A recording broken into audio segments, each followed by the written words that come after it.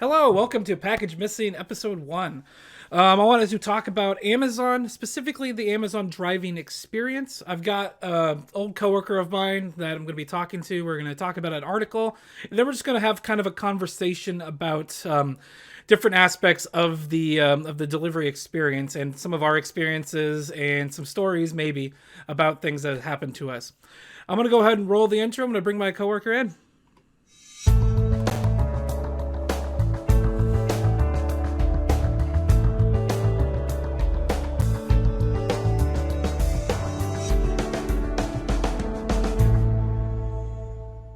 And welcome back. Hey, go ahead and introduce yourself for the viewing audience, all like 17 of them. Hey, how's it going? My name is Daniel, and I've been working at Amazon for probably about 2 years, with 5 of those months being as an actual Amazon employee. So, Nice.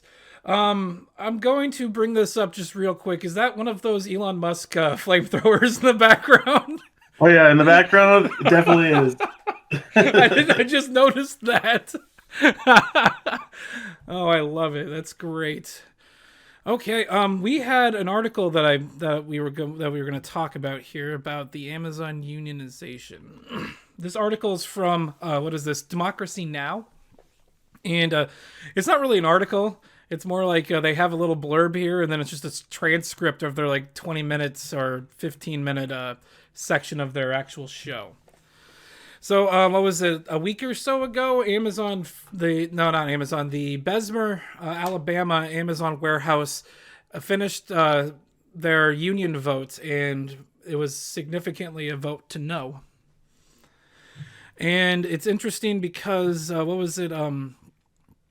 See, after months long battle, 738 workers at Amazon Bessemer, Alabama warehouse voted to unionize, and 1,700 of them voted no.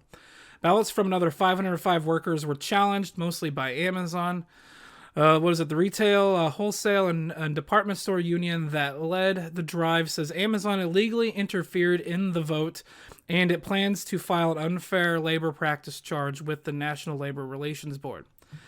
Amazon, which is led by the world's richest man, Jeff Bezos, spent millions to defeat the closely watched election and even got a private mailbox installed at the warehouse so it could pressure workers to mail their ballots from work and monitor votes. That's the messed up part I found about that was they pressured the USPS to install a specific mailbox so they could collect ballots on site at the warehouse.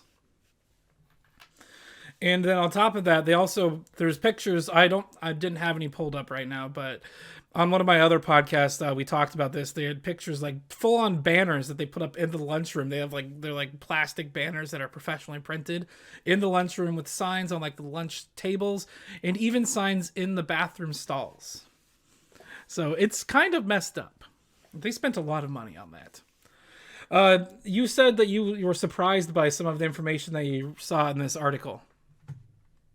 And sort of and sort of not.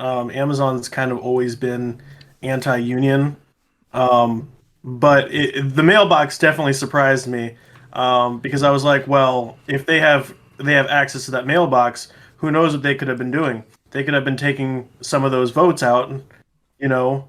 Not all of them, obviously, but they could have been rigging it. Well, in one of the other videos that I watched, and I didn't have time to pull it up, but I'll link it down below. It's a very in-depth video about the vote, and apparently Amazon had access with a key to that box, which is kind of suspect.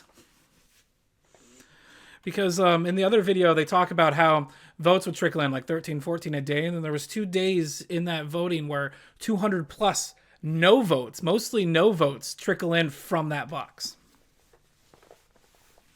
which is also kind of weird too. So Amazon, like I like in the title of the article here, it says Amazon broke the law, and it has it in quotes. I thought that was really interesting because they kind of did. Well, But I think they're implying that they broke the law. Um, but I don't think they actually did break the law. Amazon tends to try to find every loophole that they possibly can, to favor their ways without breaking the law. This is also true. They find loopholes. They get people elected. They sway elections by throwing money at the people that favor them. So yeah, they do go out of their way a lot to break the law without breaking the law. That's a kind of a shady way to say it, I guess. It's messed up, but you got to realize that some of these towns that Amazon builds their warehouses and their delivery stations at, some of them are very low population, but Amazon brings a lot of money to the town. Mm-hmm. And so, a lot of the governors, the mayors, they don't want Amazon to shut down the warehouse because they're going to lose a whole bunch of jobs. They're going to lose a whole bunch of money in taxes. And so they're basically, what Amazon says is what they have to do. So they essentially strong arm a community. Uh, one of Exactly. one of the interesting things about the Besmer vote is there were some interviews that I saw with some of the people that voted no on the unionization, and they say that they get a really good deal from Amazon, but that's only because in Bessemer, Alabama, the Amazon starting wage is $15, which is almost double what the minimum wage in Bessemer, Alabama is. So there somebody's already making double what somebody that works at like McDonald's would be making. And so it is an entry level job, but it pays pretty well depending on the area you're in. So I think the loss in Bessemer also has to do with the Amazon being able to give them just that little bit of the carrot that they want to get what they need from them. I think that's a really good point. Like over here in the Northwest, our minimum wage is way higher than what is over in the East Coast Mm-hmm. or even in the Midwest. And starting wage 15 bucks an hour is actually kind of low considering how inflated a lot of the stuff that we purchase is. Especially now, gas has been going up way past $3. Food's been going up. And $15 an hour over here is barely a living wage. So yeah, we're barely making the cost of living up here is way different than probably Bessemer, Alabama. Like somebody working for Amazon 40 hours a week on that $15 in Bessemer could afford a two-bedroom apartment. But here you have to have a roommate to be able to afford a two-bedroom apartment on $15 an hour. Probably multiple roommates. Yes. So there is that. And so yeah, it's they if they wanted to do a union vote, they probably should have chose a little bit more affluent area than Bessemer, Alabama. That's kind of a weird way to say it, but they probably need to find a place where the cost of living is higher. I mean, I think that regardless of where it's done, Amazon is still going to find some way to make sure that people who want to go for the union um, don't get their opinion or their voice out there. I don't know if you remember this, but there was what was it, a couple years ago. It was like right after I started and like just early, I think it would have been early 2019. There was somebody started to try to do a unionization effort at DPD1 in Portland. There were a bunch of signs that says "We are not robots" plastered all across buildings all around the warehouse, and nothing near the warehouse because anything that touched the warehouse probably would have gotten removed immediately. But there was a bunch of unionization signs like on like light poles and like power poles and buildings around DPD1, and some of them stayed up there for like half a year. And I thought that was really interesting. I did not actually see any of those. I I haven't. was there during 2019. I started in July.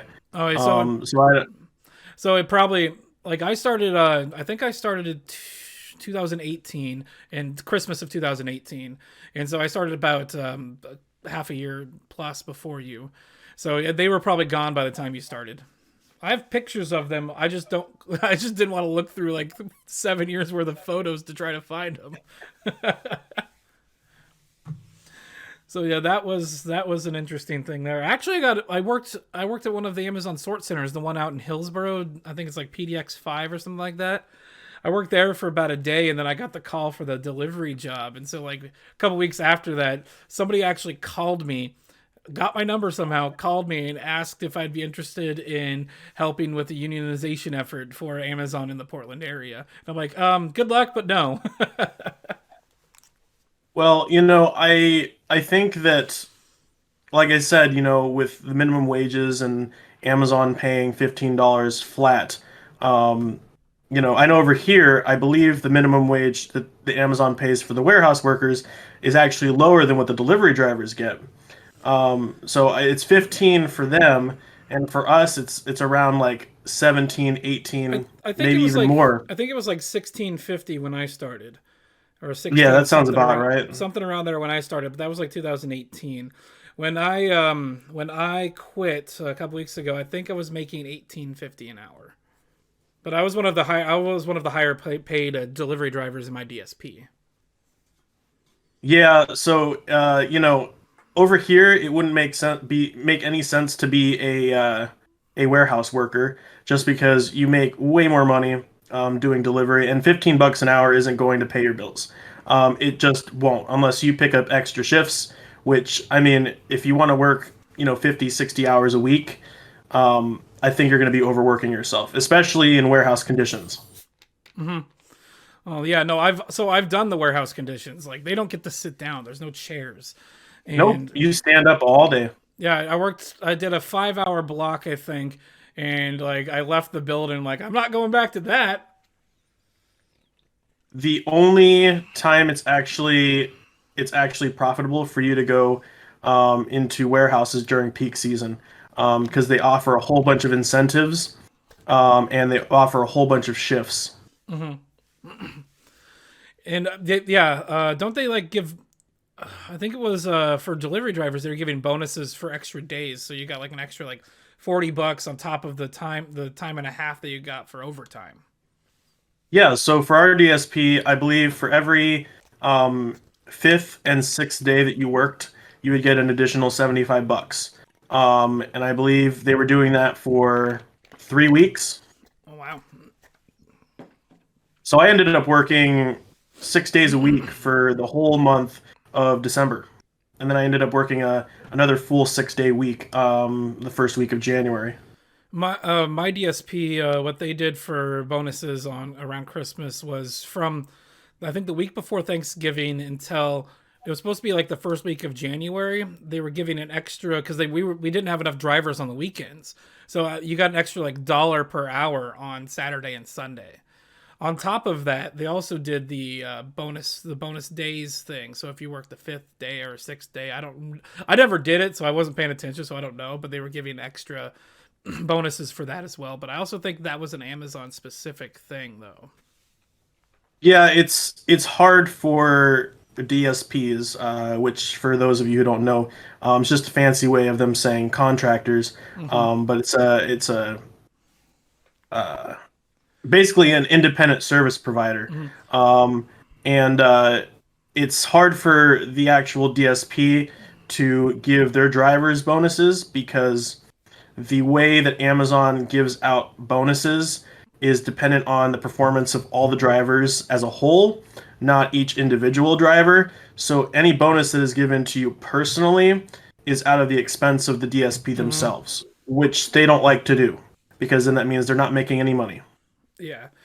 Well, if the DSP is good, yeah, then the DSPs need to trim the shitty drivers out, and so that's how That's why there's a lot of incentive for DSPs to get rid of the worst of the worst drivers, like the ones that bring down the mentor scores or get the most concessions or doesn't or don't follow. The way I like to describe it is if you're gonna do something that Amazon doesn't want you to do as a DSP driver, do it in a way that they can't record it, they can't document it. So take your pictures, take them right. Don't just mark it as handed to household member every time or half the time because they can document that. They keep track of that. One of the other DSPs at DPD1 fired a driver that's currently working for the DSP I used to work for because he would mark his packages as handed to customer. But in his defense, he said that if he saw the customer in the house and the customer made eye contact with him, or even if the customer was just there, I don't know if the customer made eye contact with him. If the customer was just inside the house, like that they could see, they would mark it as handed to customer. I'm like, no, dude, you only do that if you actually physically talk to the customer. Take the picture. Even if I talk to the customer and I see them, I'll even take the picture. Even if even if I can, I'll take the picture because I always want to have that documented evidence that I delivered that package. It's a very fine line with drivers. I know that getting rid of bad drivers means the company isn't getting as much profit, as well as they get fined because for every route that they can't fulfill, I believe it's $150 that has to come out of DSP's pocket for every day that they can't fulfill that route. So if they drop, And if they i.e. drop a route in a day. exactly, and if they do this consistently, they're going to give the DSP less routes, which means they're making less money, and they could possibly have their contract terminated by Amazon. There is what was the I can't remember the name. One of my buddies who worked at a different DSP said that there's one at DPD one. I think no, it was DPD. I think it's at DPD 5. That used to be a DPD one. It was there. They were there for like 2 weeks, and then they moved to DPD 5. They're not renewing their contract. Yeah, that sounds about right. I don't remember what name it was. It doesn't matter. But let's see. You had a list of things that we wanted to chat about, and we can go into some of that. Oh, I want to talk about this one. Let's see. Oh, Oh, there it is. I found it. So this was one that I looked into. I like this one. So this is Representative Mark Pocan tweeted at Amazon, paying workers $15 an hour doesn't make you a progressive workplace when you union bust and make workers urinate in water bottles. And then Amazon's response was great. You don't really believe that the peeing in bottles thing, do you? If that were true, nobody would work for us. The truth is that we have over 1 million incredible employees around the world who are proud of what they do and have great wages and health care from day one.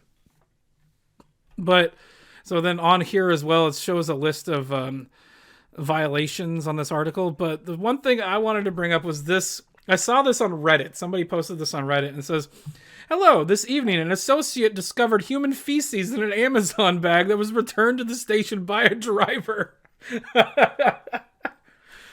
This is the third occasion in the last 2 months. 3 times in 2 months is kind of outrageous. I'm just going to say that. Oh, man. But there was I saw a post on Reddit that was kind of in this vein here. I can't remember exactly what it said, but it said, I have a confession to make. The guy said something to the effect of, I created a new account just so people won't find out who I am.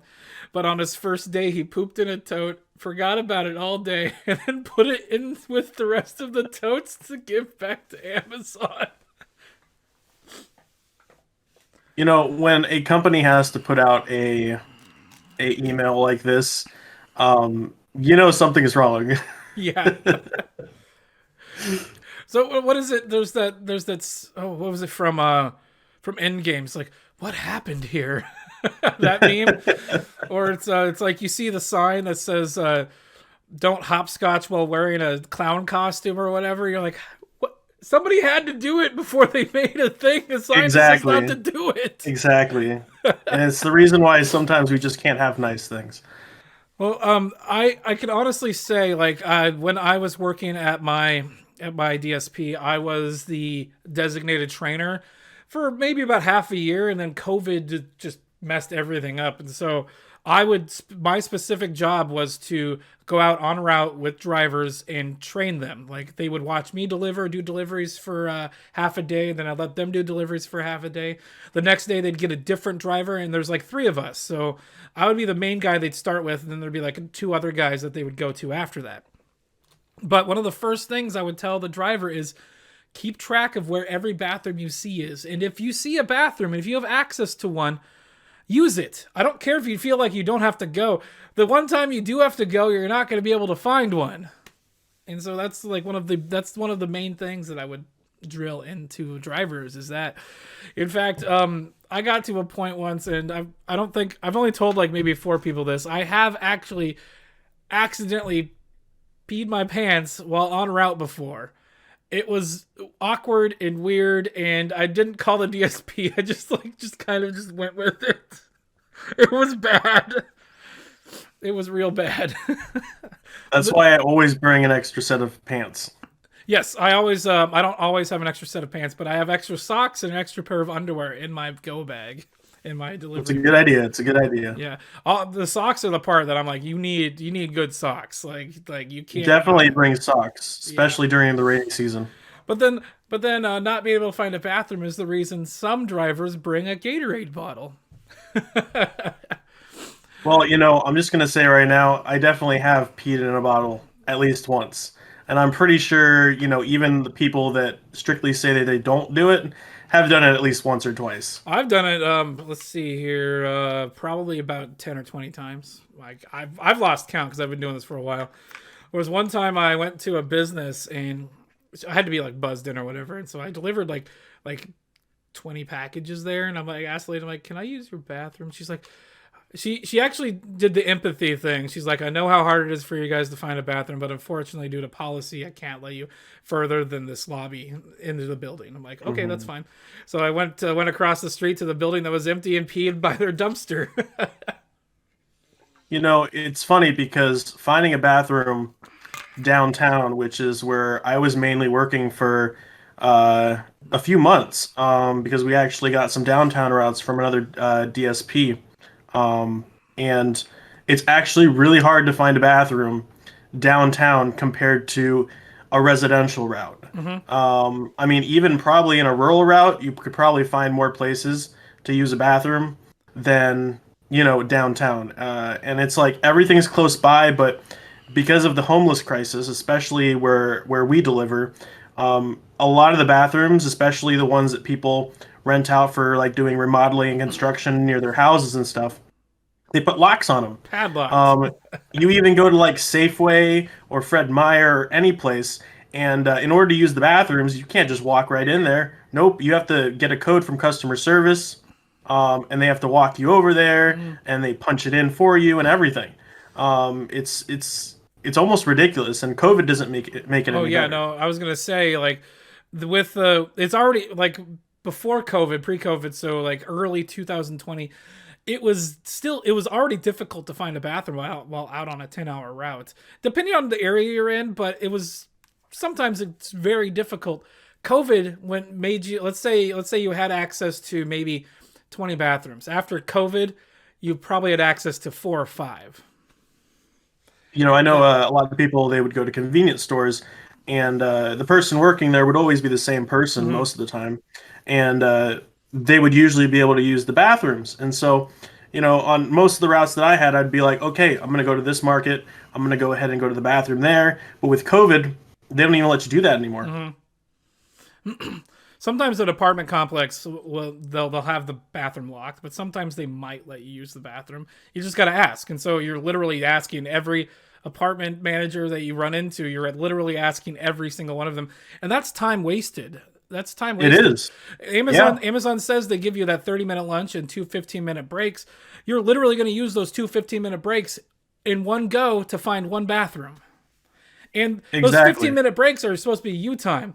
And you're supposed to be able to have access to a working bathroom while you're working on, like, even if you're not on break, you should be able to use the bathroom. But they're like, well, why did you spend 20 minutes here, but you just did your this is dispatch asking you this. Why did you spend 20 minutes here at the Circle K when you spent another 20 minutes over here? Like, well, I needed to find a bathroom and I can't, like, yeah. So Amazon literally tracks every minute of your day. if you're a warehouse worker and if you're a driver. The driver is even creepier because now they have the Netrodyne cameras that they can track you. But they literally, if you're sitting in one spot for more than 5 minutes, a little red blip comes up on the dispatch's screen on the, what is it? On the Cortex.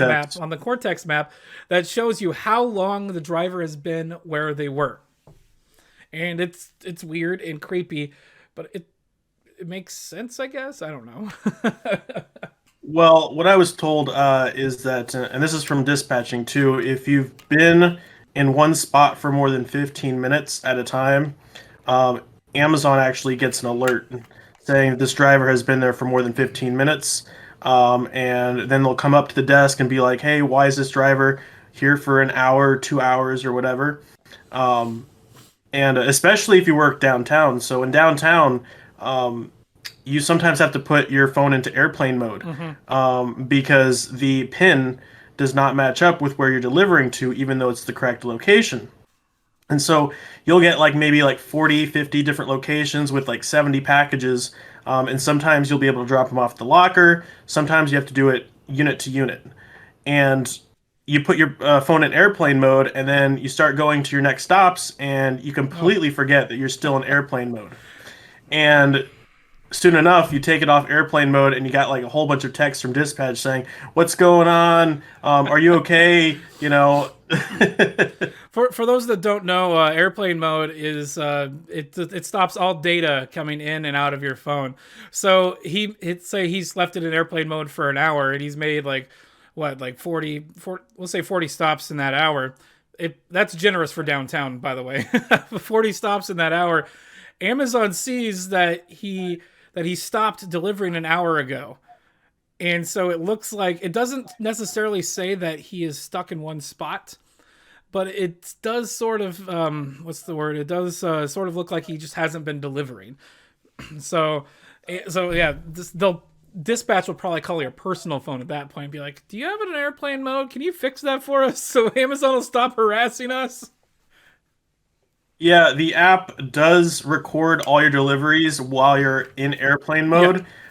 However, on the Cortex side, they can't see it. For all Cortex knows, you're actually stopped at that location and you're either on a break or you're just stopped. You've stopped delivering altogether. But once you actually take off airplane mode, everything updates and it actually removes that red blip and replaces it with the information that they Mm. have from your Okay. work phone. All right, that makes sense.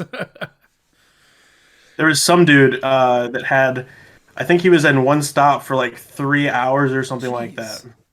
And dispatch or not dispatch, OTR came over and said, "Why has this guy been in one spot for 3 hours? He better have a good explanation, or we're gonna write him up." Really? And he had his phone on airplane mode, you know. And of course, if you're on airplane mode, even if dispatch is texting you or trying to call you, you're not going to know because You're not you're getting not it. connected. Yeah, you're You're not not getting the connected to data. internet. So Jeez, we're gonna write them up. How about you just use your brain for a little bit there? I almost said somebody's actual name, but I'm not going to. typically, dispatch is really good about knowing how certain drivers do their routes. Mm, So if someone is in airplane mode, they're like, "Oh yeah, he's probably doing just fine. He just mm. forgot to turn off airplane mode." There was one day, one of my last few days. I was there at the dispatch desk after rollout, and I was doing some like side projects for the fleet guy. And I went up to the dispatcher. I'm like, so how's everybody doing? They're like, well, this guy is doing this, but this guy, it's showing that he is making like he's only done like one delivery in the last hour. We think he's on airplane mode, and so I pull it up, and I'm like, no, he's just slow. Because they're trying to make an excuse for him, but no, he's just a slow driver. And I think a couple what was it, a couple days ago, they told him that, hey, the boss lady, the owner of the DSP, is like, hey, maybe take a week off and think if this might be the right job for you. I'm like, oh, that's kind of harsh. That's actually a really big problem with some drivers because um, I guess DSPs aren't really fond of the idea of just firing people. And so what they do is instead of firing them, they just go ahead and reduce the amount of days that they work. Yeah, they want them to And quit so they don't have to pay unemployment. exactly, because unemployment is very expensive for DSPs, Hmm. and they're already on a tight budget, which I understand. But at the same time, this is also creating a problem because you're keeping the good drivers, but you're also keeping the bad drivers until they decide they want to quit. Hmm. Of course, they're not going to quit because they need a job. And it's hard. It's And with hard to find a COVID, job right now. Yeah. it's very hard to find a job. I mean, it's like every single day, you'll see new hires being trained at Amazon, and then the next day or 2 days in, they'll quit because they say, "Oh, I can't handle it." Hmm. Yeah, the attrition rate with drivers and even warehouse employees is massive. Like Yes, let's see, yeah. for I think it's for every when I was doing some hiring for it was for every like let's see 5 drivers you hire, 3 of them stick around or three I don't know, but it's a really high attrition rate. I don't want to make up some weird number that doesn't actually exist or match the actual number. That's what I was trying to do, but whatever. Well, I was talking to some of the warehouse associates about the megacycles. Mm. If you guys don't know, Oh yeah. um, the first wave used to start at, I believe, was like 7:15 in the morning. So you would get to the lot at like 6:30. You'd do your inspections. You would log into your Flex app and Mentor and all that stuff, and then you would pull into the warehouse at 7:15.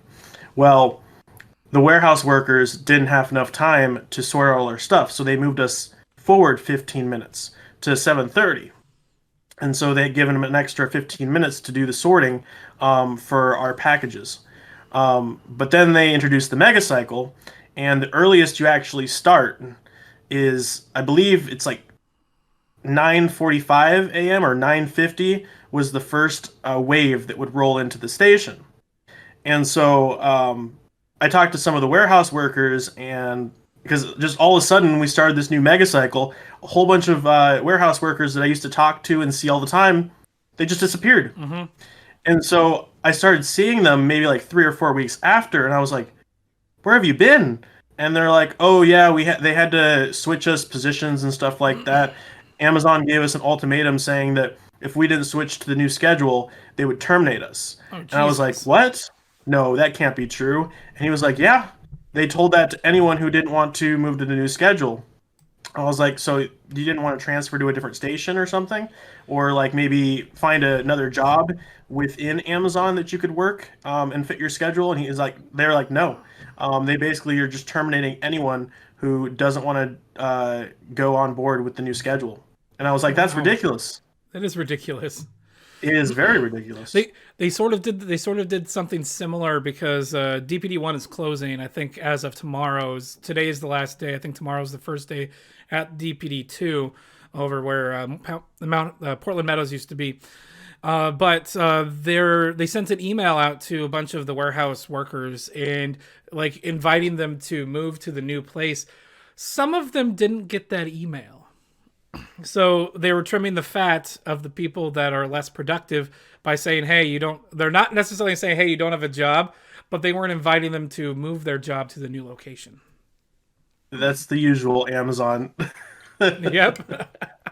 That's the other thing is Amazon, especially in places like Portland, Amazon will create like so many different delivery stations. So we've got like Tualatin, we got like 2 in Portland. There's the one in Troutdale. But what'll happen is if one of those stations decides that they want to start to unionize, they just shut it down and they move that load to the other stations around the area, and that's how Amazon gets around unionizing for the most part. So it's amazing that Bessemer got that far. Yeah, most places, once employees start talking about a union, usually what they do is they either pay them off or Hmm. they just fire them downright. Yep. I know there was one place where I guess they were paying employees like $2,000 for them to say no to union votes, Jesus. and not be a part of it, and to also report any other people that were trying to unionize. And I was like, well, $2,000 is quite a lot of money. For especially for for somebody a that's making minimum exactly. wage at an Amazon warehouse. That's basically a month's worth of pay right there. Yeah. And you can do a So lot with that. You can pay like your next month's rent and have like an extra $2,000 to go to take a small vacation. exactly. And when I heard about that, I was like, that is so scummy. Like Well, $2,000. you also got to think about it this way. For a company like Amazon, $2,000 is literally pennies. Oh, it's nothing for them. It's kind Yeah. of like a lot of the time when I'm out delivering, I'm getting paid like $20 an hour almost, like 15, $17 an hour.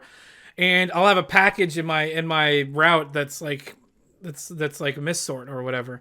And I'm sitting here thinking, I'm like, okay, I'm gonna drive from this one package, I'm gonna drive 20 minutes that way, and then that's gonna be the end of my day, and it's gonna take me another 30 minutes to get back to the warehouse. So literally almost $20 Amazon's paying me to deliver this one package. For them, it's nothing. They're like, we need to fix the problem. Let's throw money at it, and that's Amazon's thing. They don't make any money off of the delivery service. They don't make any money off of most of their products. Most of their money's made off of the web services because it's a product that Yeah. literally doesn't exist that they can charge out the wazoo for. Yeah, so basically all the logistics, them building warehouses and all that stuff, they are actually losing tons of money just by developing it. However, Amazon doesn't usually pay many taxes because what happens is, and I think I discussed this earlier, when Amazon builds a new warehouse, they work with the local government to work out a deal so they don't have to pay a certain amount of Mm-hmm. taxes. And it benefits local government because they are building a warehouse, they're creating jobs, which means more people will come into their town, which creates more taxes for the local government because now they're paying property taxes, they're paying local taxes such as um, like when you buy something at a grocery store or you buy something Mm-hmm. at any store, basically. And so it's in there. It's an incentive for the local government to be like, oh hey, yeah, we won't charge you this amount of taxes, or we'll only charge you like 10% of taxes. Yeah, but so yeah, when they bring that in, when they bring the warehouse in, yeah, they're cutting money off from Amazon to have to pay that, but they're also going to get those taxes back from the stimulation in the economy with the job creation. So that somebody like I get a job there, I'm going to go to that store that I normally wouldn't have gone to because it's near the Amazon warehouse that I'm working at now. Let's say I work a town over or live a town over, I mean, and I'm going to be paying money to this local government that I wouldn't have normally given money to. Exactly. What was it, a couple of years ago? It was just recently. Like AOC was like really proud about stopping that giant, massive Amazon warehouse going in New York City. She's like, oh yeah, Yeah. So I guess they were in the bidding process mhm, of putting in a massive. I think it was actually a headquarter, mhm. and then I believe they actually ended up winning the bid, and it ended up winning in Texas or something. Yeah, I went to a different Um, state. yeah, which I was actually kind of surprised by that because local governments will usually come up with some kind of deal with Amazon. It's a very lucrative thing for a giant company like Amazon to move in to a state or even a city like that. Um, so I was really shocked when the local government actually denied them moving into there. Which I mean, you could also see that as a good thing because Amazon's they're gonna take over the world. You know, No, they have enough. basically. They have enough money. They probably could buy the United States of America or even a smaller country and just Exactly. make their own country. And then that would be kind of messed up as well. Ugh. It would. I really hate Amazon so much. You know, I used to like Amazon a lot Same. when I first started. I used to enjoy coming in every day. It was like I was super excited to come into work. And this was when like we would max out at like, 120, 130 stops a day. Yes. And then they started when I moved to a DSP, they were getting like, 180, 190 stops a day, and I'm like, that's a lot of stops. Yeah. But for a DSP, that's actually like the norm. You know, if you get anything under 130 stops, you're either out in the boonies or it's a light day for you. Hmm. And so they started loading us up, 200 plus packages. Everyone was freaking out because it's like, oh my gosh, they're loading us up with 200 plus packages today. That's a lot of packages, you No know? wonder it is And nothing. then and then they started loading us up with 300 plus packages, and people started freaking out again. And then just recently, before I ended up quitting, they actually started loading us up with 400 plus packages. Hmm. So now I was in downtown, but they were loading us up. For 4 days straight, I was getting 400 plus packages on my route. Jeez. And I told my DSP, I was like, look, I can't be doing 400 plus packages on my route. I love doing downtown, and I love doing my job, but I'm not going to break my back. I'm not going to injure myself because I'm being overworked. Hmm. You know, for 18 bucks an hour that I was getting, or the 18.50 that I was getting, for a lot of people that sounds like a lot of money. But if you actually know how this job, how you do the duties of this job, 18 bucks compared to other delivery companies is nothing. Hmm. Um, I know that um, you know, downtown, specifically, you'll have like high rises that'll have like, 60, 70 packages for one stop, and you'll have less stops because it's so dense. Hmm. But still, it doesn't mean that you're working less because you have those less stops. You're actually working harder because you have to spend more time for Hmm. more packages you have at each stop. And one stop could potentially be like what, 40 deliveries because you're in high rise apartment buildings. And it also depends, yeah, it also depends on if you have to deliver to the doors or if you have the luxury of getting into a locker and if that locker is even has enough space for you to Hmm. put all those packages in. Oh, that was. Which a lot of the time, you don't even get to use those lockers if you come too late. Hmm. Which I mean, that mega cycle time, I'll tell you right now, it kicked our butts Yeah. because typically, if you depart the station at, let's say 7:40, and you get to your first stop at 8 o'clock, you're there before UPS, FedEx, DHL, and all the other carriers Hmm. even get to their first stop. And a majority of drivers, they would hit up all the lockers first, and then they would do all the residential stuff, things that they don't need an access code for, or things that they can easily just drop off at the front door. Hmm. Yeah, no, the lockers, like Amazon plans your day out verbatim, but if Amazon knows that there's a locker there, they sometimes will pin them all into the one locker area or the locker room. And let's say you have 40 packages going in there. If you only put 5 in there, now you have 35 packages that have to be delivered door to door at that apartment complex. So Amazon thinks that that stop's going to take you 30 minutes, when in reality it's going to take you an hour and 45 minutes. And so now the rest of your day is borked because you're now 40 packages behind. Yeah, and the Cortex is not a very good system for downtown because of this. Mm-hmm. Because depending on how many packages you have for a stop, the time that you're there at that stop always varies. So sometimes when we used to have the Cycle 2 would typically get a really low package count. And so they would only have like 4 packages for each apartment complex. Mm-hmm. Whereas Cycle 1 would get the bulk of it. So they would get like 50 to 60 packages for just one place. And so if they're using Cycle 2 metrics or they're going off based on the history of deliveries, then it's all wrong. I mean, I remember when I would sometimes ask dispatch, I'd be like, hey, am I behind? Hey, am I behind? I feel like I'm going slow. And they're like, yeah, you're in the red. And then like your next 20 stops would be all residential. And then you'd go back to the green. Mm-hmm. Or my favorite thing about Cortex is, let's say you're on par for making all of the dots. Cortex has that graph, and so it's got dots on it that show when the delivery is supposed to be made. But then there's also dots on there that show when the delivery was made.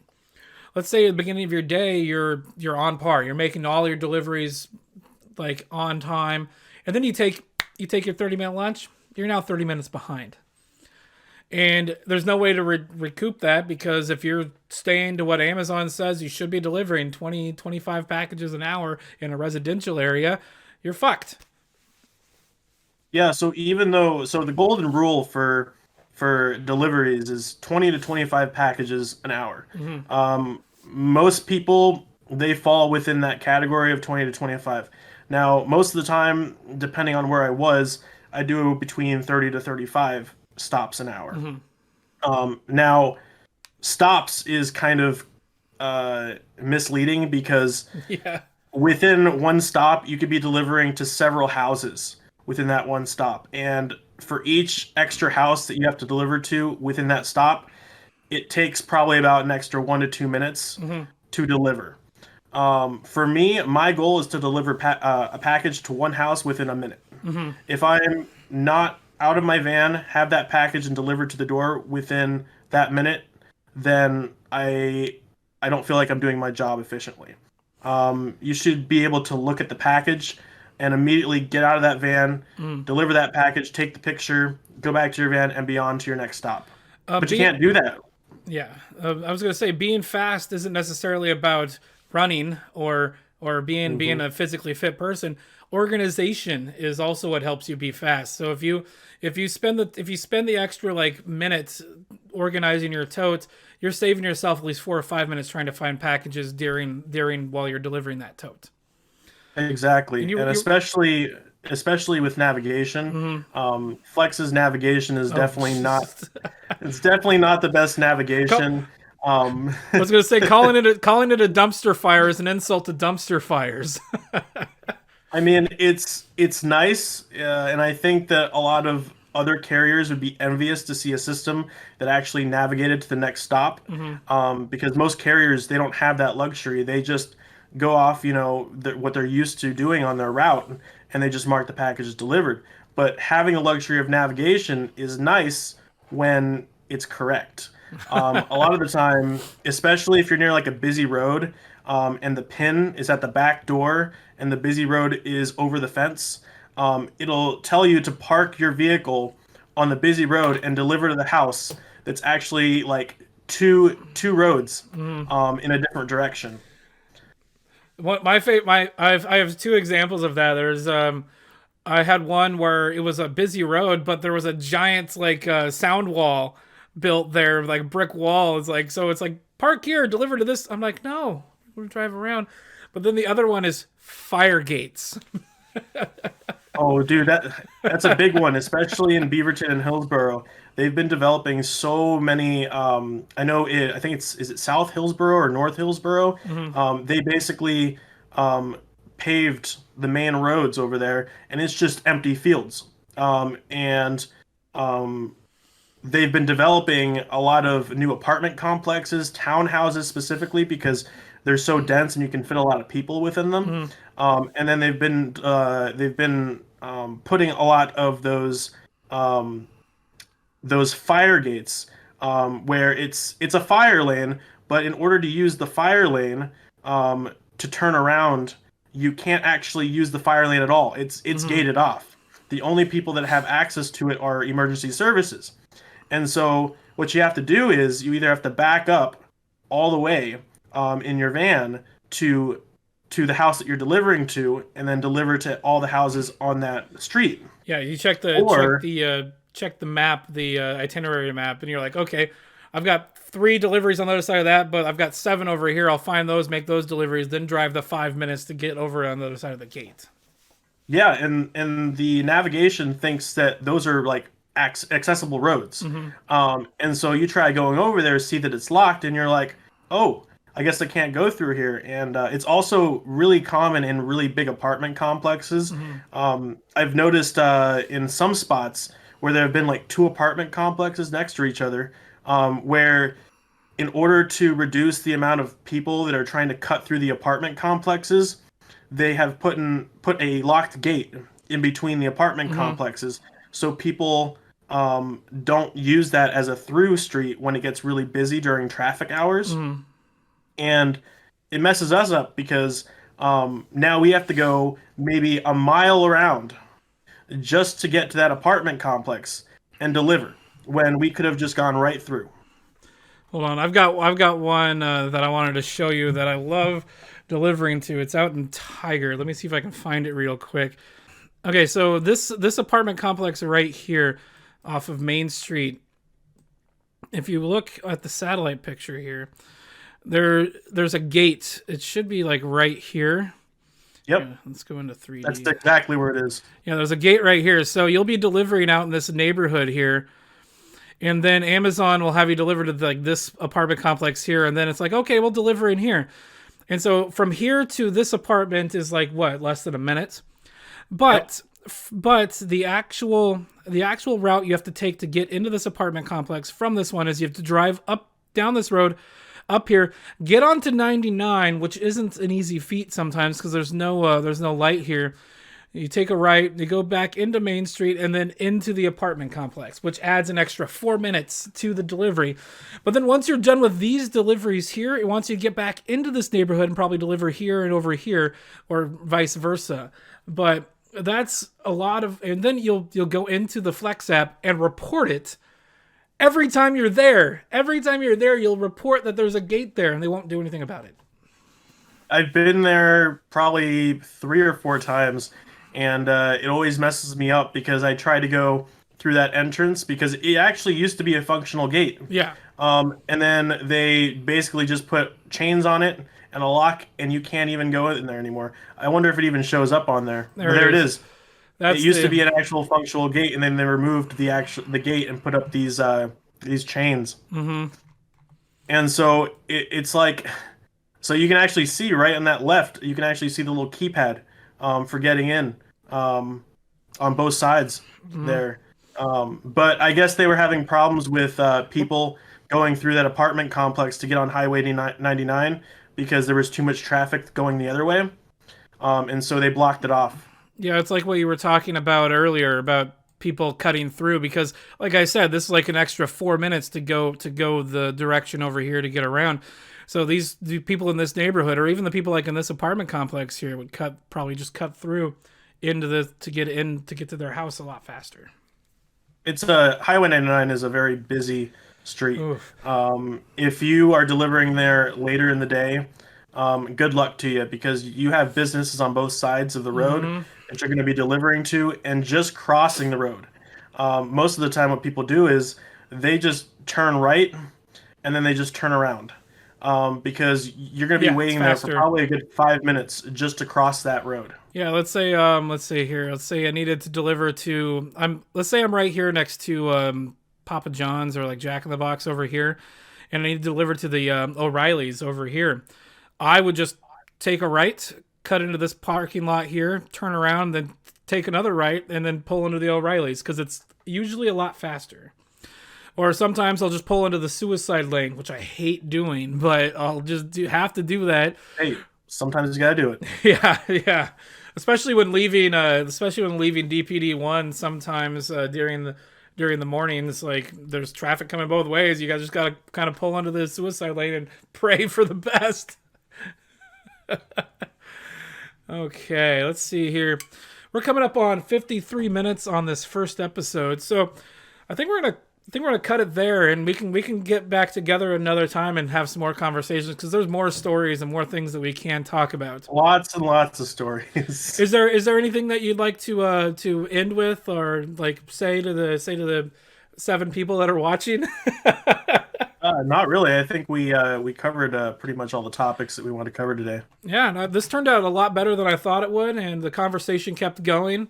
There was that one spot where I'm going to have to edit out me trying to find an apartment complex. But we'll figure that out. It'll be awesome.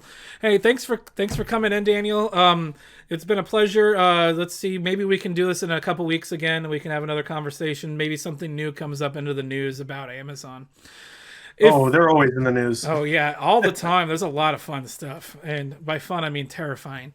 But if anybody else is a DSP driver or a warehouse worker or somebody that works with Amazon or had worked with Amazon would like to come on and have a conversation with me, just go ahead and send me an email, packagemissing@gmail.com.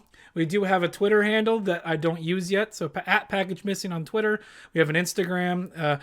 Packagemissing.com is the website, but you'll probably already know where it leads you because you found here and it's on the YouTube page. I mean, so that's about it for now. I'm gonna go ahead and roll an outro, like a title card thing for you guys to see. We'll see you next time. Take care.